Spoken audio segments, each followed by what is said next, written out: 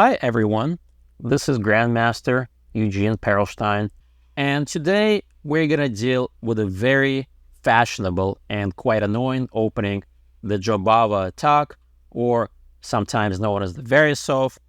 The idea here is that after the move knight f6, white, rather than play knight f3 or c4 or moving the bishop like the London system, plays this move knight to c3.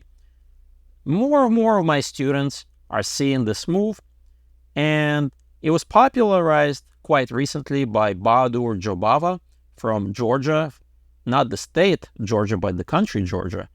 Very strong 2700 player who had a lot of success with this line over the years, and a lot of other players picked it up, kind of became fashionable.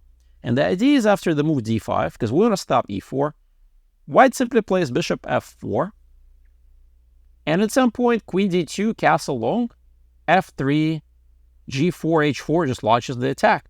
So it's kind of like the London system, but a little bit more aggressive. So what do we do against this move, and how do we fight it? Of course, the most common move here for black is to play c5, but I don't want to play what everybody else is playing. I want to show you a really simple positional idea that has a lot of venom built into it, which starts with the move bishop f5. Normally, white starts this pawn storm on the king side because the bishop is exposed to g4 with f3. You see lots of arrows there. So typically, the bishop wants to get outside the pawn chain for black.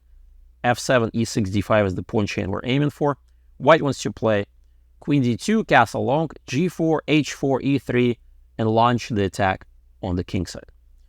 Well, guess what? We welcome g4, h4 launch. Well, g4 is played here, h4, and now both h5 and h6 are playable. I recommend h6, and here, if you ever see h5, you just drop back to h7. This idea is well known from the Caro-Kann. We are pretty safe for now.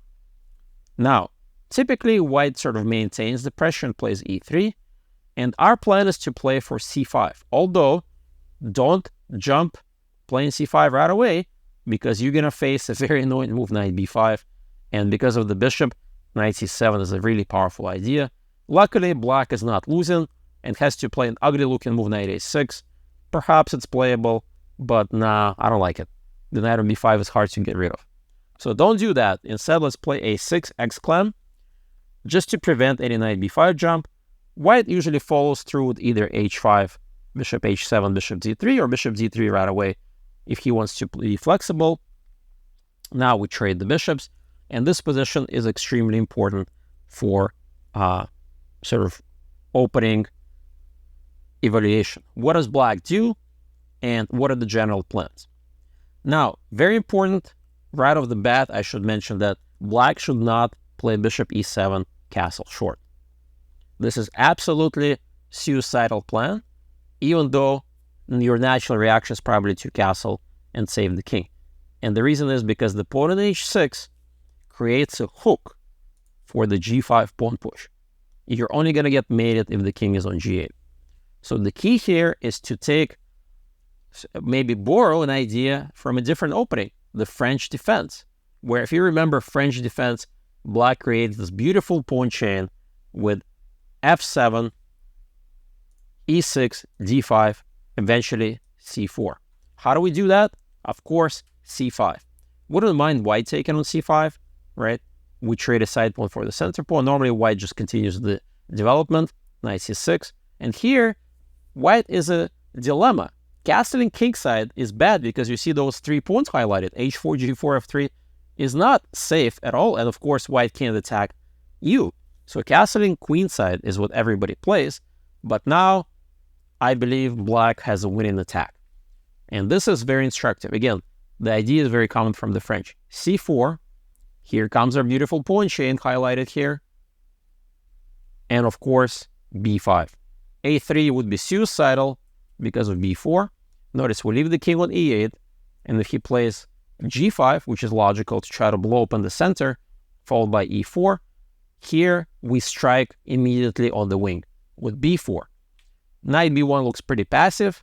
We still execute the same idea if knight b1, and if knight a4, This idea is quite known from the French, the famous pawn sacrifice. Now, if you play queen a5, it's actually not that great because after b3, it's not easy to break through. White has some kind of defensive setup now. The pawn sacrifice is, of course, c3 exclam. No matter what happens, we're going to blow open the position. So obviously, if the queen moves, we take on b2 and then play queen a5. So they usually take, but queen a5 exclam anyways, and white is in big, big trouble. White's king is not safe at all.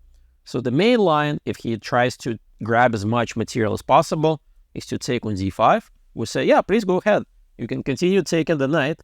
After queen takes a4, d takes c. Now it's vital that we blow open his king. B takes c, he is in big, big trouble. Now, knight takes c3, you can probably work out on your own. Very simple mate in 3. Check, check, and mate. This is kind of thematic. And going back, if he does play queen takes c3, he's also losing, but here the win is a little bit tricky. First, you check. Obviously, king d2 drops the queen. So he has to play king b1. And now queen b5 is going to be met by queen b3. Rook b8 is impossible because there's a bishop on f4 covering that square. And the winning move is a very prosaic, simple capture of the bishop.